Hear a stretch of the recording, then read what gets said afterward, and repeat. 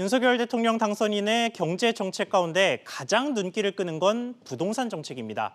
규제 강화 일반도였던 직전 정부의 경제 정책 방향을 대부분 뒤집을 것으로 예상되기 때문인데요. 그렇다면 어떤 정책들이 바뀌고 또 어떤 것들부터 변화가 이루어질지 이어서 전망해 보겠습니다. 윤지혜 기자 나와 있습니다.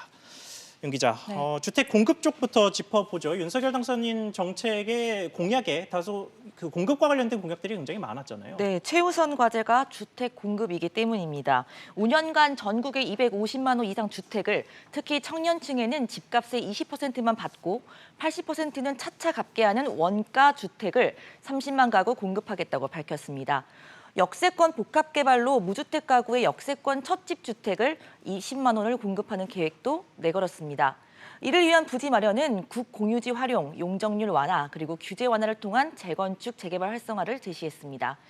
우려 또한 나오는데요. 예. 규제를 풀어줬다가 이 겨우 안정세에 접어든 시장을 크게 흔들 수 있다는 점, 새로 공급되는 주택을 시장에서 다 소화할 수 있겠느냐, 이런 게 미지수라는 점이 우려로 나오고 있습니다. 들어보시겠습니다. 막연한 공급 폭탄은 지양해야 합니다. 각 지역별로, 사업지별로 가능한 물량을 합산한 것이 전체 공급 물량이 되어야 합니다. 네, 공급 측면은 사실 결과론적인 이야기가 될 경우가 좀 많아서 지켜봐야 되겠고요. 그러면 세금 부분은 어떻게 달라질까요? 단연 관심사는 종부세입니다. 윤 당선인은 장기적으로는 종부세를 폐지해 재산세와 합치고 1주택자 보유세 세율을 현 정부 출범 이전 수준으로 돌리겠다고 여러 차례 강조해왔죠. 그런데 종부세에 대한 첫 시험대가 예상보다 빨라질 전망입니다. 이번 달 하순에 올해 아파트 공시가격이 나오고 현 정부는 지난해 말 올해 공시가격이 오르더라도 지난해 공시가격을 기준으로 삼는 걸로 검토한다, 이렇게 밝힌 바 있습니다.